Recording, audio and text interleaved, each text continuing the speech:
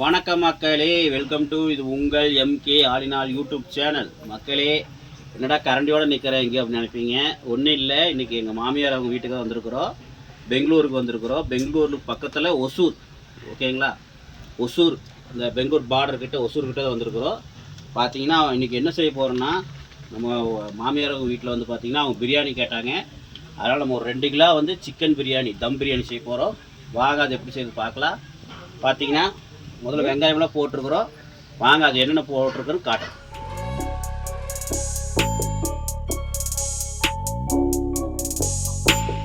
மக்களே, முதல்ல பார்த்தீங்கன்னா சட்டி வச்சு பாருங்கள். சட்டிக்குள்ளே நம்ம எண்ணெய் ஊற்றிருக்கிறோம். எவ்வளோ எண்ணெய் ஊற்றினோம்னா, நம்ம ஒரு 500 ml எண்ணெய் ஊற்றிருக்கிறோம். ஏன்னா நெய் ஒரு 100 ml ஊற்றுவோம். 1 கிலோவுக்கு 300, நம்ம 2 கிலோவுக்கு 600 ml எண்ணெய் வேணும். நம்ம நெய்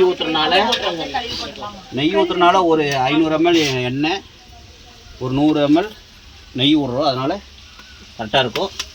பார்த்தீங்கன்னா வெங்காயம் ஒரு 800 கிராம், பார்த்தீங்கன்னா 800 கிராம் வெங்காயம் போட்டிருக்கிறோம். கூட வந்து பைசஸ் வந்து பட்டை வந்து பார்த்திங்கன்னா ஒரு 20 கிராம், ஏலக்காய் வந்து ஒரு 10 ஏலக்காய், அப்புறம் இலை வந்து ஒரு 5-6 போட்டுக்குங்க, சும்மா சின்ன இலையாக பார்த்து. கிராம்பு வந்து பார்த்திங்கன்னா ஒரு 20 கிராம்பு.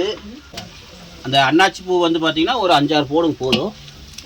இதெல்லாம் பாருங்கள், இந்த பைசஸ் எல்லாம் போட்டு இப்போ நம்ம வந்து இந்த வெங்காயம் வணக்கிட்டு இருக்கிறோம். இந்த வெங்காயம் வந்து நல்லா பொன்னிறமாக ஆகணும். வெங்காயம் எதுக்கு பொன்னிறமாக ஆகணும்னா, கெடாது. பார்த்திங்கன்னா பிரியாணி வந்து உங்களுக்கு நாளைக்கு கூட வச்சு சாப்பிட்லாம், நல்லாயிருக்கும். அதனால தான் பொன்னிறம் வெங்காயத்தை வணக்கிட்டிங்கன்னா பிரியாணி கெடாது. ஏன்னா அந்த வெங்காயத்தோட ஈரத்தன்மை வந்து அதிகமாக இருக்கும். அதனால தான் நம்ம வணக்காமல் போட்டோம்னா பிரியாணிக்கு வந்து வெங்காயம் வணக்காமல் போட்டோம்னா பிரியாணி கெட்டு போயிடும்.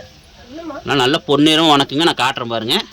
அதுக்கப்புறம் நம்ம தக்காளி மற்றதெல்லாம் போட்டுக்கலாம். ஓகே மக்களே, பார்த்தீங்கன்னா இப்போ நம்ம நெய் ஊற்றணும். நெய் வந்து பார்த்திங்கன்னா ஒரு 50 ml ஊற்றுறேன். நம்ம கடைசியாக செஞ்சு முடிச்சதுக்கப்புறம் நீங்கள் மேலாப்பில் ஒரு 50 ml ஊற்றிக்கலாம். இப்போ வந்து இந்த வெங்காயத்து கூட நம்ம ஒரு 50 ml நெய் ஊற்றிக்கலாம். எதுக்குன்னா சும்மா மணத்துக்காக தான், வேறு எதுக்கு இல்லை. இந்த மனம் நல்லாயிருக்கும், அதுக்காக தான் ஊற்றுறது. இந்த நெய் ஊற்றினோம்னா நெய்யோட அந்த மனம் கொஞ்சம் நல்லா ஃப்ளேவர் கிடைக்கும், அதுக்கு தான். ஓகே, இப்போ நல்லா வெங்காயத்தை வணக்கிட்டு பொன்னிறமாக ஆனதுக்கப்புறம் உங்களுக்கு காமிக்கிறேன்.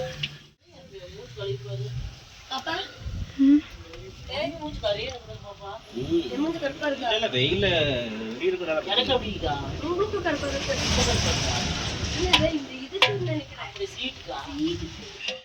இஞ்சி பூண்டு மக்களே, பார்த்தீங்கன்னா இங்கே பாருங்க, நல்லா வணக்கிட்டோம். அந்த வெங்காயம் பார்த்தீங்கன்னா இங்கே பாருங்க, அப்படியே லைட்டாக பொன்னிறமாக இருக்குதா. இப்படி போட்டிங்கன்னா வந்து உங்களுக்கு பிரியாணி வந்து கெடாது, உங்களுக்கு வந்து டேஸ்ட்டாகவும் இருக்கும்.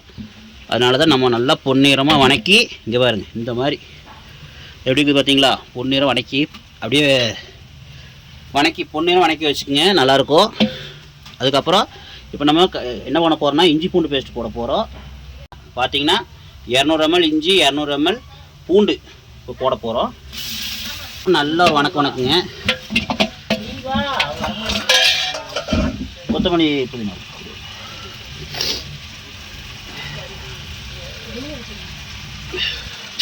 மக்களே, கூடவே நம்ம புதினா கொத்தமல்லி போட்டுக்கலாம். முதல்ல கொத்தமல்லி போட்டுக்கலாம்.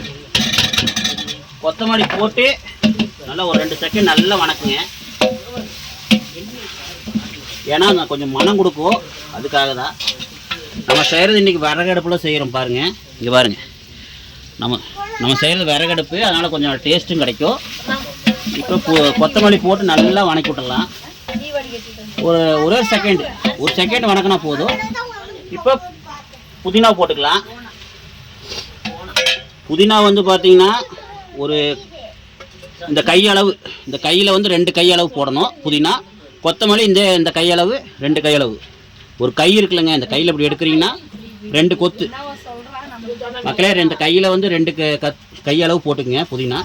அதே மாதிரி இந்த கையில் ஒரு 2 கையளவு கொத்தமல்லி போட்டு நல்லா ஒரு வணக்கிடுங்க. நல்லா வணங்கினதுக்கப்புறம் மற்றதெல்லாம் போட்டுக்கலாம். இது வந்து பார்த்திங்கன்னா தயிர் வந்து ஒரு 400 ml தயிர் ஊற்றிக்கலாம். தயிர் எதுக்குன்னா, தயிர் ஊற்றினா கொஞ்சம் சாஃப்ட்னஸ் கிடைக்கும். சிக்கன் வந்து கொஞ்சம் சாஃப்டாக இருக்கும், அதுக்காக தான்.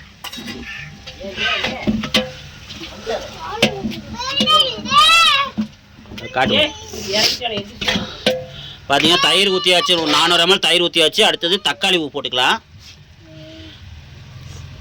பார்த்தீங்கன்னா தக்காளி வந்து நம்ம எவ்வளோ போடுறோன்னா, ஒரு தக்காளி ஒரு 600 கிராம், தக்காளி ஒரு 600 கிராம் போட்டுக்குங்க. ஏன்னா தக்காளி வந்து ரொம்ப வேண்டாம் உங்களுக்கு. தக்காளி ரொம்ப போட்டிங்கன்னா உங்களுக்கு தக்காளி சாப்பாடு மாதிரி ஆயிரும். அதனால் தக்காளி அளவாக போட்டுக்க போதும். நான் வந்து பார்த்தீங்கன்னா ஒரு 600 கிராம் தான் தக்காளி போட்டிருக்கிறேன். அந்த அளவு தான் போதும். பார்த்தீங்கன்னா இப்போ உப்பு போட்டுக்கலாம்.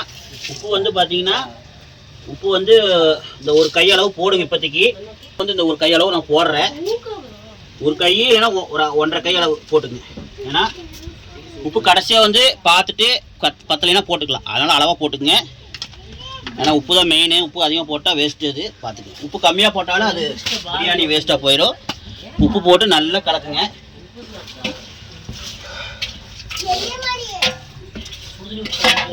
இது பாருங்க மக்களே, எப்படி இருக்குன்னு பாருங்க, காட்டுறேன் மக்களே. இங்கே பாருங்க, அப்படியே தக்காளி தயிரெலாம் சேர்த்து சூப்பராக வந்துருக்கு பாருங்க. இப்போ நம்ம உப்பு போட்டதுக்கப்புறம் மிளகாத்தூள் போட்டுக்கலாம். மக்களே, மிளகாத்தூள் வந்து நீங்கள் சத்தியில் வாங்கி போடுங்க, கொஞ்சம் கலர் கிடைக்கும். காஷ்மீர் மிளகாத்தூள் போட்டுறாதீங்க.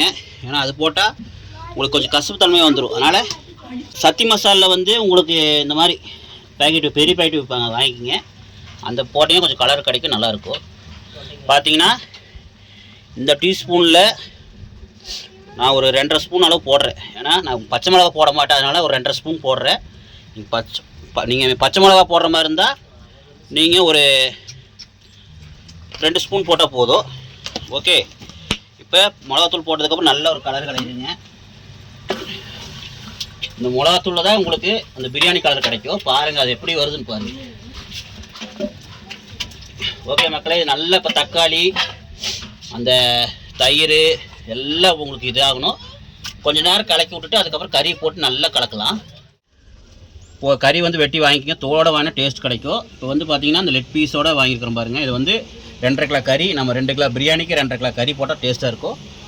கறி என்றைக்கு அதிகம் போடுங்க, 3 கிலோனா 3.5 கிலோ போடுங்க.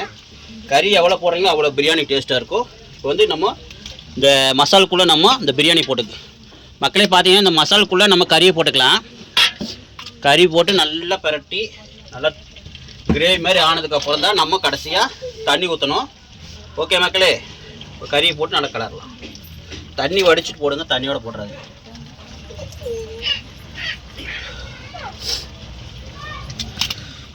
பார்த்தீங்கன்னா விறகடுப்பில் செஞ்சு பழக்கம் இல்லை, அதனால் கண்ணில் காதில் தண்ணி வருது, மூக்கில் வாயில். அதனால தான் மக்களே கொஞ்சம் பேசுகிறதுல கொஞ்சம் இதாக இருக்கும், சொல்லிக் கொடுக்குறது கொஞ்சம் இதாக இருக்கும், தப்பாக நினச்சிக்காதீங்க மக்களே. பார்த்தீங்கன்னா நல்லா கலரி விட்டாச்சு. இப்போ சுடுதண்ணி இருக்குல்லங்க, சுடுதண்ணி வந்து இந்த கறி முழுகிற அளவு கொஞ்சம் ஊற்றி நல்லா ஒரு வணக்குங்க. பார்த்து சுடுதண்ணி ஊற்றுனதுக்கப்புறம் நல்லா கலரி விட்டு அந்த தண்ணி கொதிக்கிட்டு கொஞ்சம் நேரம். அதுக்குள்ளே நம்ம அரிசி வந்து பார்த்தீங்கன்னா உங்களுக்கு காட்டுறோம் பாருங்கள். அது வந்து சுடுதண்ணி வச்சு அரிசி வந்து போட்டு எடுக்கணும் சுடுதண்ணிக்குள்ளே. ஏன்னா நம்ம செய்கிற தம் பிரியாணி பாஸ்மதி அரிசி வாங்கியிருக்கிறோம். அது வந்து நம்ம அரிசியில் போட்டு ஒரு 3 செகண்ட் 5 செகண்டுக்குள்ளே எடுத்துடணும் மக்களே. அரிசி வந்து பார்த்தீங்கன்னா காட்டுறோம் பாருங்கள். இப்போ வந்து நம்ம இந்த இதை வந்து நல்லா கலரி விட்டுருங்களா.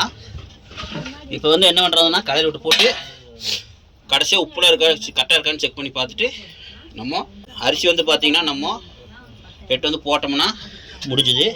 அப்புறம் கடைசியாக தம் போடணும். பாருங்கள் காட்டுறேன். ஓகே மக்களே, இப்போ உப்பு இருக்கான்னு செக் பண்ணிக்கலாம்.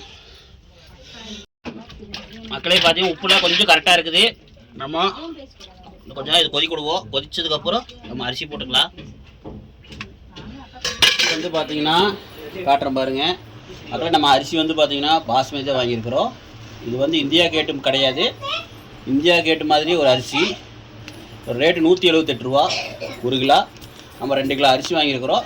இப்போ வந்து பார்த்தீங்கன்னா நம்ம சுடுதண்ணி வந்து ஒரு குண்டால கொதிக்க வச்சுருக்கிறோம். அந்த சுடுதண்ணி கொதிச்சதுக்கப்புறம் நம்ம அரிசி தூக்கி போட்டு ஒரு 5 நிமிஷம் கழித்து அரிசி எடுத்துடலாம். வடித்து எடுத்து நம்ம பிரியாணியில் போட்டால் முடிஞ்சுது. இப்போ இது நல்லா கொதிக்கிட்டோம். அரிசி போட்டு தம் போட்டு உங்களுக்கு காட்டும். மக்களே பார்த்தீங்கன்னா இப்போது நம்ம நல்லா வந்து பார்த்தீங்கன்னா கறியில் நல்லா பரட்டி விட்டு ஒரு நல்ல ஒரு 10 நிமிஷம் நல்லா வெந்தது.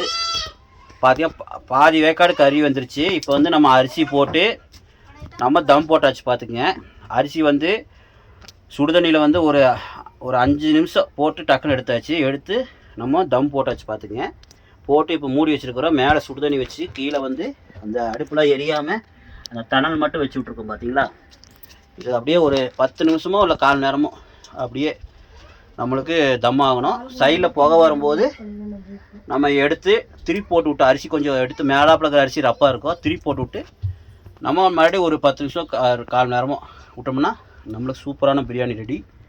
இப்போ இது நல்லா தம் ஆனதுக்கப்புறம் உங்களுக்கு காட்டுறேன் பாருங்கள். ஓகே,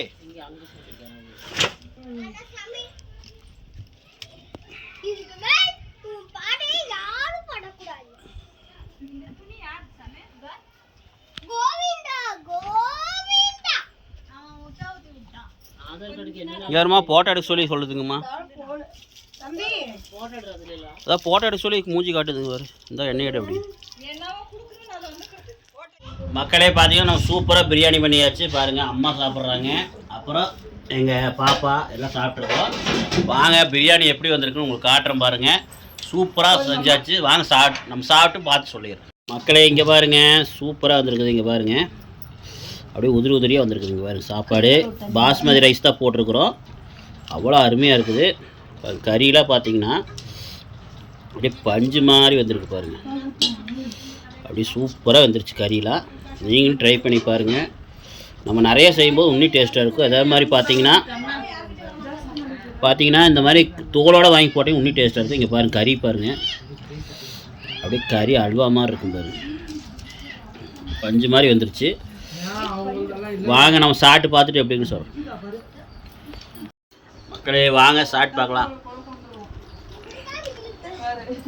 சூப்பராக இருக்குது. எப்படிமா இருக்கு பாப்பா? எப்படி இருக்கு? அருமையாக இருக்கா? ரெட் பீஸு வாங்க சாப்பிட்லாம்.